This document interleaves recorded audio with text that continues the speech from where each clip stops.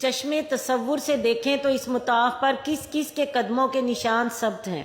حضرت ابراہیم علیہ السلام سے لے کر لاکھوں انبیاء کرام کا سلسلہ اور محسن انسانیت نبی کریم صلی اللہ علیہ وسلم کے قدم مبارک اس گھر کا طواف کرتے ہوئے، بندگی کا عہد کرتے ہوئے، رمل کرتے ہوئے صحابہ کرام مجاہدین باصفائے نظر میں گھوم جاتے ہیں۔ کتنے خوش نصیب ہیں یہ سب جنہیں اللہ تعالیٰ نے ان نقوش پا پر چلنے کی توفیق عطا فرمائی۔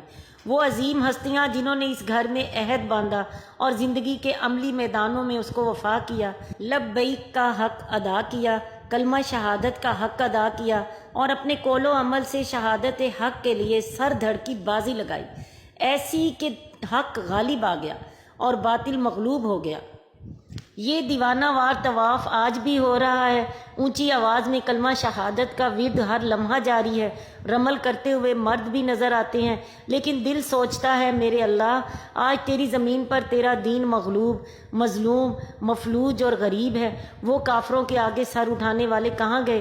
ظالموں کے آگے کلمہ حق کہنے والے کہاں کھو گئے؟ یہ رمل تو تھا ہی کافروں پر دین اسلام کا رعب طاری کرنے کے لیے، مجاہدین کی ہیبت ان کے دلوں میں بٹھانے کے لیے۔ آج حرم کعبہ میں اتنے رمل کرنے والے، لیکن ساری امت پر کافروں اور مشرکوں کی یلغار۔ طاغوت اس وقت شیر اور مسلمان گیدڑ جو تیرے گھر کے طواف تو دیوانہ وار کرتے ہیں، سر اٹھا کر رمل بھی کرتے ہیں، لیکن رسم شبیری بھول چکے ہیں۔ اے اللہ آج امت میں کوئی عمر بن خطاب نہیں، کوئی خالد بن ولید نہیں، اگرچہ حجاج کی تعداد لاکھوں میں ہے، لیکن فتنے ہیں کہ سنبھالے نہیں سنبھلتے۔ اے اللہ اس امت کو وہ قیادت عطا فرما جو انسانوں کے اس سمندر کو درست سمت عطا کرے، ان کے جذبوں کے اس سیلاب کو امت کے لیے نافع بنا دے۔ اے اللہ جو گنے چنے مجاہدین اور مجاہدات تیری زمین پر ظالم و جابر کفار و مسلم حکمرانوں کے آگے ڈٹے ہوئے ہیں، تو ان کے سروں پر دست شفقت رکھ دے، تو اپنی نصرت سے نواز دے۔ اے اللہ حجاج کو اس طواف دیوانہ وار کی روح سے آشنا کر دے، اپنی اطاعت کا یقین دلاتے ہوئے، گناہوں کی معافی مانگتے ہوئے صفا اور مروہ کے درمیان صحیح 7 چکر کیا عبادت ہے، بس اللہ کا حکم ہے، اور اللہ کی عبادت ہی یہ ہے کہ حکم بجا لایا جائے۔ یہ صحیح ایک خاتون محترم کی سنت ہے۔ حضرت حاجرہ علیہ السلام کا ان 2 پہاڑوں کے درمیان دوڑنا اللہ کو کتنا محبوب ہوا۔ اللہ اللہ قیامت تک سب کے لیے ایسا ہی لازم کر دیا۔ کیا بات تھی اس دوڑ میں، اس سعی میں؟ کیا یہ دوڑ محض پانی کے لیے تھی؟ کیا صرف پانی کی تلاش ہی اللہ کو اتنی پسند آ گئی، یا اصل روح کچھ اور تھی؟ ہاں روح کچھ اور ہے۔ یہی خاتون باصفا اللہ کے خلیل ابراہیم علیہ السلام کی شریک زندگی تھیں، جنہوں نے اللہ کی خاطر کوئی چیز قربان کرنے سے دریغ نہ کیا تھا، حتیٰ کہ وہ انہیں بھی ان کے شیر خوار بچے سمیت اللہ کی راہ میں بے آب و گیا وادی میں چھوڑ کر خاموشی سے لوٹ گئے۔ حضرت حاجرہ علیہ السلام کچھ دیر پیچھے بھاگیں کہ ہمیں کس کے حوالے کر کے جا رہے ہیں، لیکن جب یہ معلوم ہوا کہ یہ اللہ کا حکم ہے تو اس پیکر وفا نے بھی سر تسلیم خم کر دیا۔ کہا رضیت باللہ، میں اللہ پر راضی ہوں۔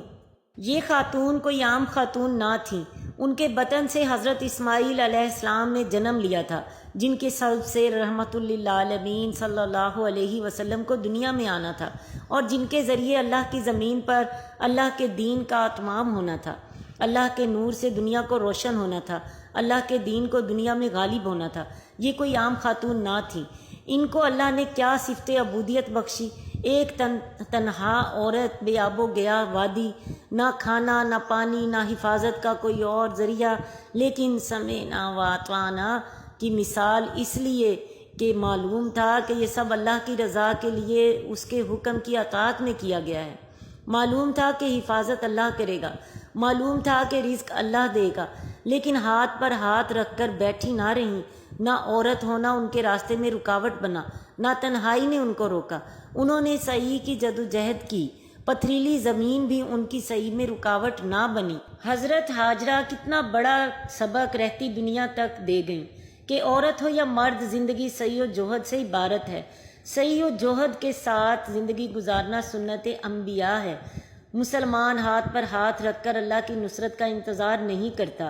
رزق و سر بلندی کا ملنا محض خوبصورت الفاظ کی ادائیگی سے نہ ہوگا، اس کے لیے جدوجہد کرنا ہوگی، محنت کرنی ہوگی، پہاڑوں اور پتھروں پر بھی چلنا ہوگا، ناموافق حالات کا مقابلہ بھی کرنا ہوگا، بھوک پیاس بھی برداشت کرنی ہوگی، اور اقامت دین کے لیے کوشش و سعی بھی اس وقت تک جاری رکھنی ہوگی جب تک دنیا میں دین اسلام کا آب زمزم رواں نہ ہو جائے۔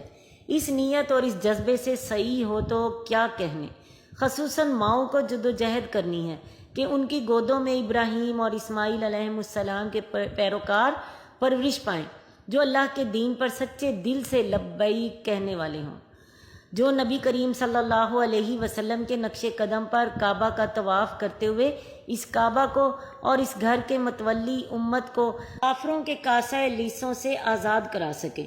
آج حضرت حاجرہ علیہ السلام جیسی بہادر، محنتی، مخلص اور سراپا عبادت و ایثار ماؤں کی ضرورت ہے، جو امت کو ایسے غلامان محمد صلی اللہ علیہ وسلم فراہم کر سکیں جو دین محمد کو پھر سے دنیا میں سر بلند کریں۔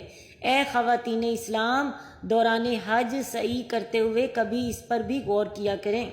یہ حج بھی ایک انوکھی عبادت ہے۔ اللہ ایک کے بعد ایک تربیت کراتا چلا جاتا ہے، للحیت، تقوی، فکر و غنا کے ساتھ لبیک لبیک کی تکذیر و پکار کرتے ہوئے حجاج اللہ کے گھر میں داخل ہوتے ہیں۔ اس کے گھر کے دیوانہ وار چکر اور سعی و جہد کے عہد کے بعد چند دن مکہ میں رہ کر مسلسل نماز با جماعت ادا کرتے ہیں۔ یہ نماز با جماعت بھی ایک زبردست ذریعہ تربیت بن جاتی ہے۔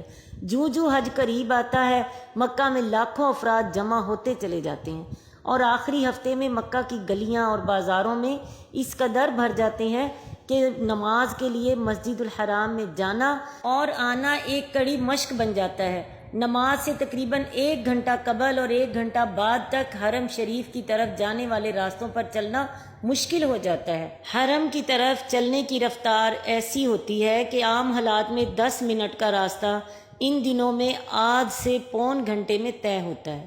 کھوے سے کھوا چھلتا ہے، اور اگر کوئی ہر نماز کے بعد رہائش گاہ واپس آنا چاہے تو اسے صبر اور برداشت کی مسلسل مشق سے گزرنا پڑتا ہے۔ جو جتنے زیادہ دن حج سے قبل وہاں رہے گا، اسے اتنی ہی مشق سے گزرنا ہوگا۔ شاید اس تیاری اور مشق سے اللہ تعالیٰ اس لیے بھی گزارتا ہے کہ آگے وقوف منا کی صورت میں بہت صبر اور برداشت کی ضرورت ہے۔ اب تک حجاج ایئر کنڈیشنڈ کمروں میں قدر آرام اور آسائش کی زندگی بسر کر رہے تھے، لیکن اب وہ حکم آتا ہے کہ بستر باندھیے، سامان اٹھائیے اور پیدل یا گاڑیوں میں منا کی جانب چل پڑیے۔